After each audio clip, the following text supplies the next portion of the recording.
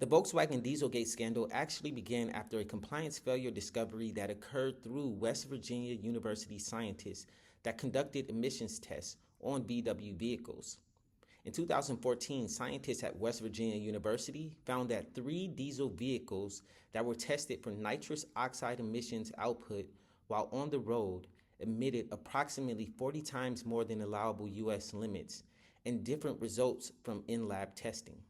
Within a year from these conducted tests, the United States Environmental Protection Agency actually issued Volkswagen a notice for its diesel vehicles violating the Clean Air Act by way of exceeding emissions thresholds for nitrous oxide emissions, and also installing defeat devices in the diesel vehicles to cheat laboratory testing. Around the time that the EPA reported on VW's non-compliance with the Clean Air Act, the automobile giant had manufactured an estimated 11 million cars with defeat devices installed in them, 500,000 that would ultimately violate the Clean Air Act under operable jurisdiction in the United States of America.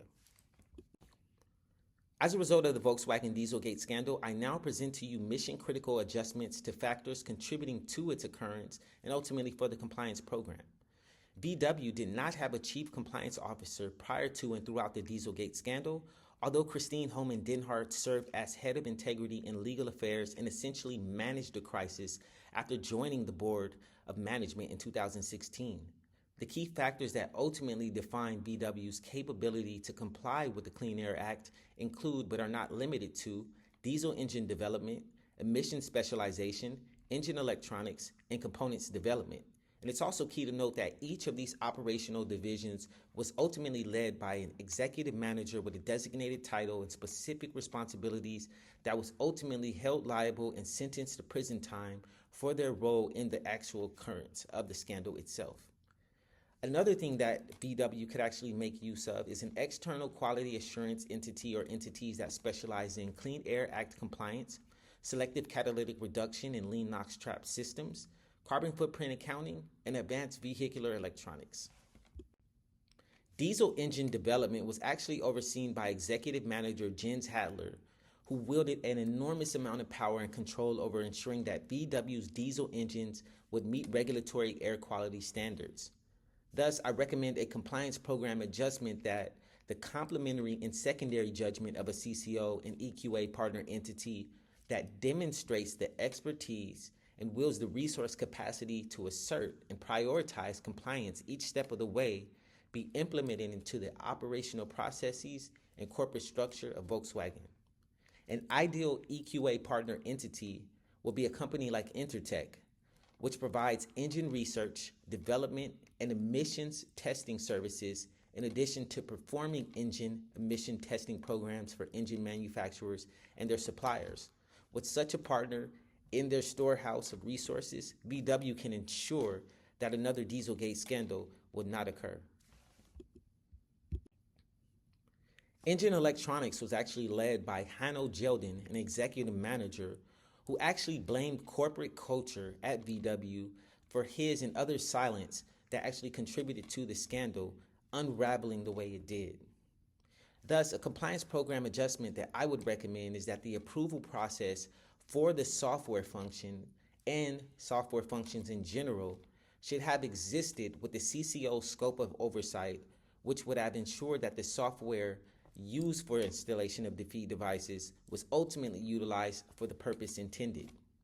An ideal external quality assurance partner entity would be 360 Compliance, which is the epitome of an EQA partner for the engine electronics, as the company provides electromagnetic compatibility EMC testing, reporting, and certification through an understanding that EMC certification of electrical equipment is a complex process that requires knowledge of the laws of different countries, regulations, and standards for electromagnetic compatibility. And it's key to note that knowledge of the laws of different countries for Volkswagen would mean knowledge of the EPA's Clean Air Act and what emissions thresholds VW will be subject to in regards to its nitrous oxide output.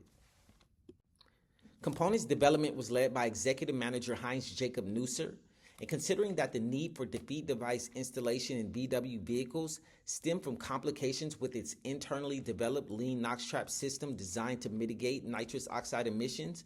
this aspect of vehicular development is mission critical to helping VW deliver on its promises to customers and stakeholders alike. A compliance program adjustment that I recommend is a CCO working in tandem with a components development manager. This would allow VW to circumvent susceptibility to fraud and cheating emissions tests through the installation of defeat devices. An EQA partner entity would reinforce the effectiveness of the CCO in this regard and creates added compliance value through specialization in the area of compliance risk and due diligence performed. An ideal EQA partner entity would be the United States Environmental Protection Agency's National Vehicle and Fuel Emissions Laboratory, which actually can provide testing on behalf of VW's benefit.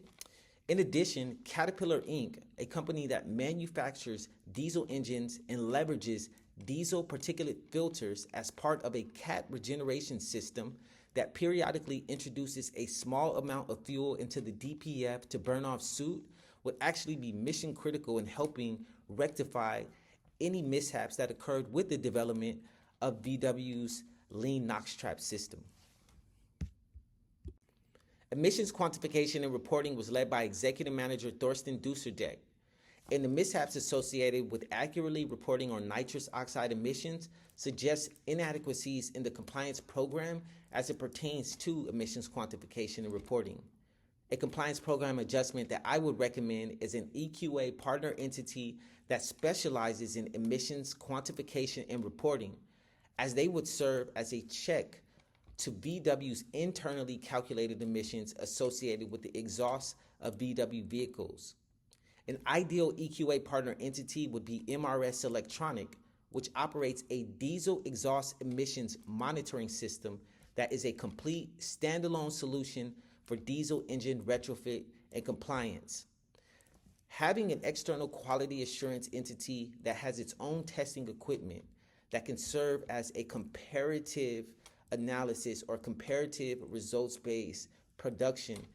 of testing results that VW conducts internally would be priceless in this scenario, as the discrepancy between the two testing value results would ultimately signify to management that there was some level of error in the quantification of emissions that ultimately led to the Dieselgate scandal. In observance of VW's compliance program, risk assessment focuses on two key problems that led to the Dieselgate scandal. These include the inadequacy of the carmaker's nitrous oxide absorbing lean NOx trap system and the installation of defeat devices to pass emissions tests. These things, however, are the tip of the iceberg, because ultimately the solution is capturing all associated risks or inherent risks that led to these compliance failures and ultimately the formulation of the Dieselgate scandal. A key organization that can be critical in helping VW account for its risk universe would be American International Group, as they, as a third-party entity and partner, demonstrate expertise in creative and flexible solutions around complex risks, including those in the automotive industry. With its risk universe defined, VW will be able to generate written policies and procedures that adequately address the risks that the company is subject to. The inadequacy of written policies and procedures that govern conduct, expectations, and division-based processes that are key to operations ultimately led to the violation of the Clean Air Act. The solution is establishing a direct, engaging relationship between the Chief Compliance Officer, the compliance function, and management, which is critical to capturing, ranking, and prioritizing risk,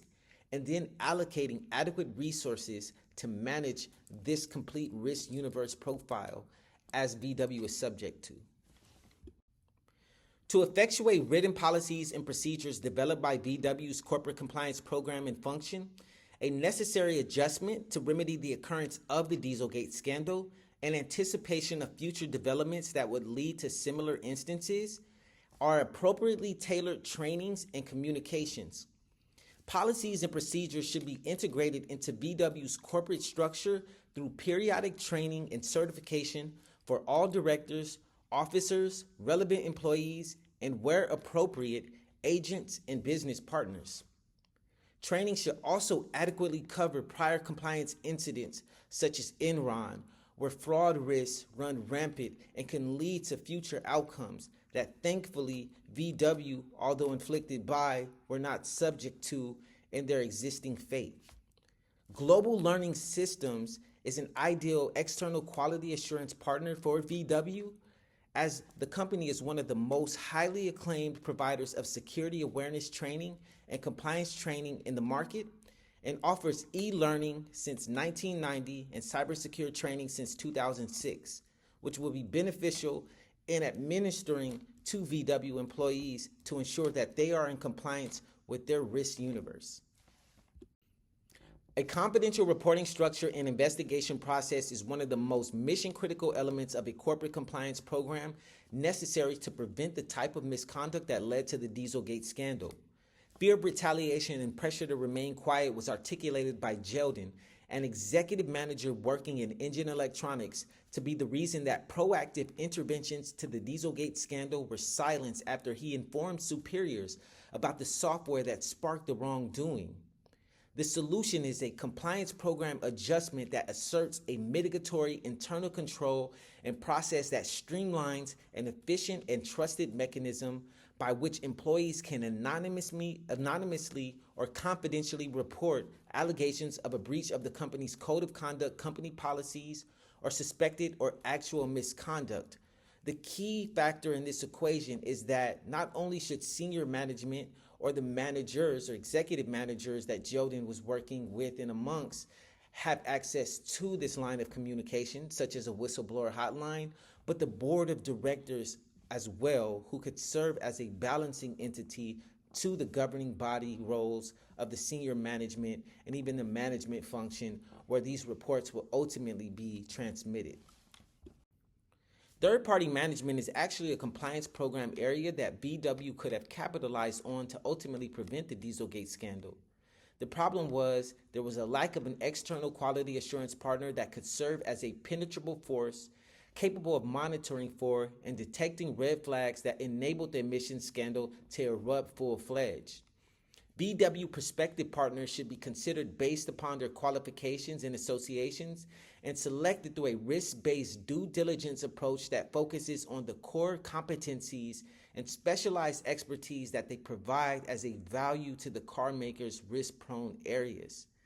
Empowered by VW's board of directors and assimilated into the automobile manufacturer's executive and management operational and compliance processes, the EQA entity or entities should constructively interfere with mismanagement and early signs of noncompliance through having direct access to and providing oversight over the elements of automobile design and construction that were primarily controlled by the company's four former executives.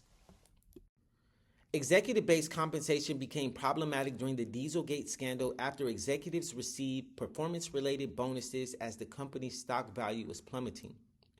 An ethics and compliance function and officers should have put bonus-receiving managers on notice that during a crisis like the scandal, bonuses themselves could be controversial and can spark an outcry among shareholders and stakeholders in the external environment. An external quality assurance third-party partner would serve an exceptional role for VW amidst criticism from shareholders and its external stakeholders during this time and even before something like this occurs. And an organization similar to the Financial Stability Board in response to the 2008 international financial crisis and the role it played would be essential to VW's corporate compliance program. Additional adjustments VW can make to its corporate compliance program in light of the Dieselgate scandal can be found in employee engagement and tone at the top and tone at the middle. Research shows that employees that are more engaged are more likely to take up compliance as something that is essential and mission critical to the fulfillment of their roles and providing that impact on behalf of their organization, ensuring compliance with the regulatory environment, both internally and externally to the organization itself. Committing to the UN guiding principles on business and human rights can actually bolster the facilitation and development of a compliance culture that is conducive to preventing instances where a Dieselgate scandal or a similar occurrence would actually happen. Thank you so much for your time.